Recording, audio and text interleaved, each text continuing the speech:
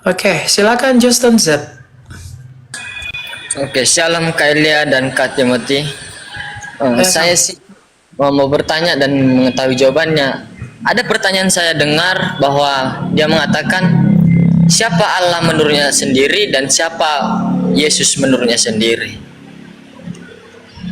Maksudnya? Siapa? Itu juga siapa Bapa menurut Bapa sendiri, terus Yesus siapa menurutnya sendiri. Jadi saya masih kurang teliti kali, belum paham kali dengan pertanyaan itu. Jadi Siapa Bapa menurut dirinya sendiri? Siapa Yesus menurut dirinya sendiri? Ya. Bapa adalah sang sumber, Yesus adalah sang anak.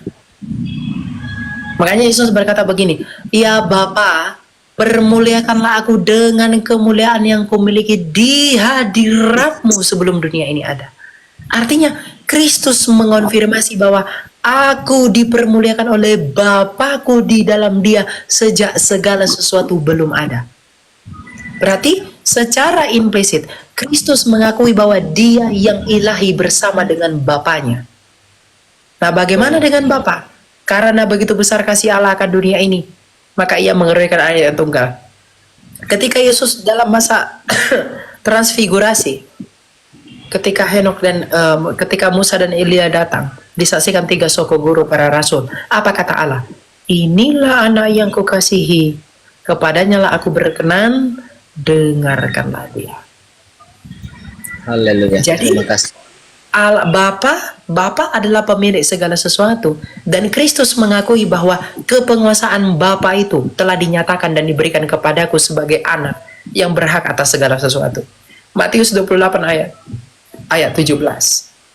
Kepadaku telah diberikan segala sesuatu di sorga dan di bumi. Itu kata Yesus. Itu untuk menggenapi penglihatan Nabi Daniel dalam Daniel 7. Bahwa yang lanjut usianya itu memberikan kepenguasaan itu, gulungan kitab itu kepada anak manusia. Anak manusia itu siapa? Yesus mengatakan, akulah anak manusia. Paham? Itu ya? Paham? Ya. Iya. Terus lagi Kak, pertanyaan ini sering saya dengar lagi nih. Kenapa Yesus kenapa Yesus tidak bilang sembahlah aku, dan di mana dalilnya itu Kak? Saya pengen tahu jawabannya itu Kak, biar saya kalau ada bertanya sama saya, biar saya tahu jawabannya. Sembahlah aku, Yesus tidak pernah minta-minta disembah. Karena mengapa? Iya, karena yang minta-minta disembah itu cuma iblis. Ketika Yesus dicobai di padang gurun, apa kata iblis kepada Yesus? Kalau makanlah sembahlah batu itu jadi roti. Kenapa? Iya.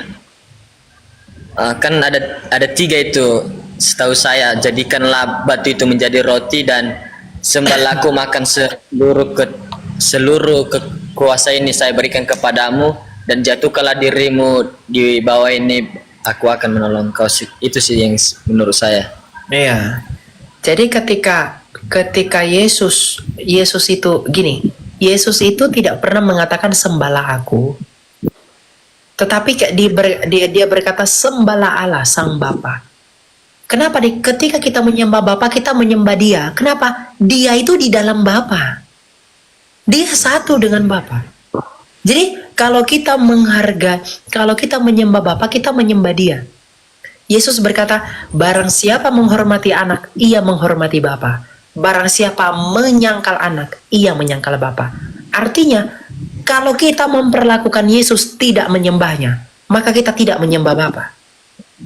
Kalau kita tidak menghormati Yesus, maka kita tidak menghormati Bapa. Bagaimana cara menghormati Bapa? Dengan menyembahnya. Maka anak pun harus kita sembah. Karena Yesus ini akal budinya Bapa, logosnya Bapa sendiri, yang menyatakan siapa Bapa yang tidak kelihatan itu. Jadi kita bisa mengerti siapa Bapa yang tidak kelihatan itu. Kita bisa tahu siapa sang Bapa itu.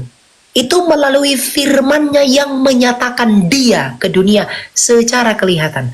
Allah sang Bapa yang transenden dinyatakan secara imanen melalui firman yang menjadi manusia. Makanya kalau kalau kita tidak mengenal Yesus, kita tidak mungkin mengenal Bapa. Karena tanpa Yesus kita tidak bisa kenal Bapa. Makanya Yesus berkata, "Akulah jalan dan kebenaran dan hidup. Tak seorang pun yang dapat datang kepada Bapa kalau tidak melalui aku." Kalau orang lain bisa tahu Tuhannya melalui firman yang menjadi kitab, firman menjadi buku. Orang lain kenal Tuhannya, firman menjadi buku.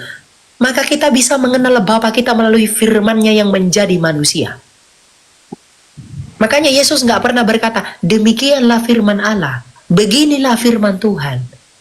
Beginilah firman Tuhan. Yesus nggak pernah berkata begitu. Yesus selalu berkata, aku berkata kepadamu. Aku mengatakan kepadamu. Sesungguhnya aku berkata kepadamu. Yesus nggak pernah seperti Musa. Musa kalau berkata, beginilah firman Tuhan. Yeremia berkata, beginilah harus kau katakan. Yesus nggak pernah begitu. Karena dia sendirilah idenya Allah itu. Ibrani 1 ayat 1. Kita lihat ya. Kita baca dalam Ibrani ya. Ya. Setelah pada zaman dahulu Allah berulang kali dengan berbagai cara berbicara kepada nenek moyang kita dengan perantaraan para nabi, ya. Pada zaman akhir ini, Ia berbicara kepada kita dengan perantaraan anaknya yang telah Ia tetapkan sebagai ahli waris segala sesuatu. Melalui Dia Allah telah menjadikan alam semesta. Melalui Yesus Allah telah menjadikan alam semesta. Melalui siapa? Kristus. Tanpa Yesus, Bapa itu tidak menjadikan alam semesta. Yohanes 1 ayat 3. Nah, akal budinya Bapa harus kita sembah. Karena itu ya di dalam Bapa.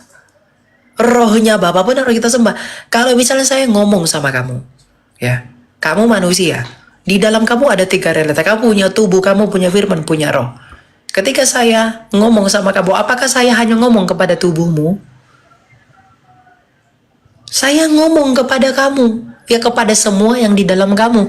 Maka ketika kita menyembah Bapa, kita pun harus menyembah firman-Nya yang adalah Yesus. Dan menyembah rohnya yang adalah Roh Kudus.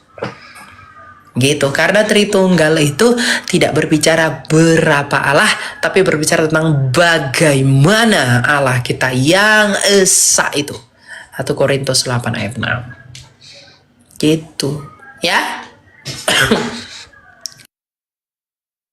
Iya Kak, oke. Terima kasih banyak ya Kak. Oke. Ya gitu ya. Makasih ya Kak. Iya Kak. Ya. Jadi Yesus sendiri pun ketika disembah, dia tidak tolak. Malah diperhitungkan sebagai iman. Ya. Kalau Yesus memang bukan Tuhan dan bukan Allah, ketika dia disembah, ngapain kau sembah aku? Nah, Yesus seperti ngomong begitu. Tapi dia tidak menolak penyembahan, malah memperhitungkan sebagai iman. Karena dia satu dengan Bapaknya. Gitu ya. Terima kasih ya Kak. Shalom. Ya, salam. Tuhan berkati ya.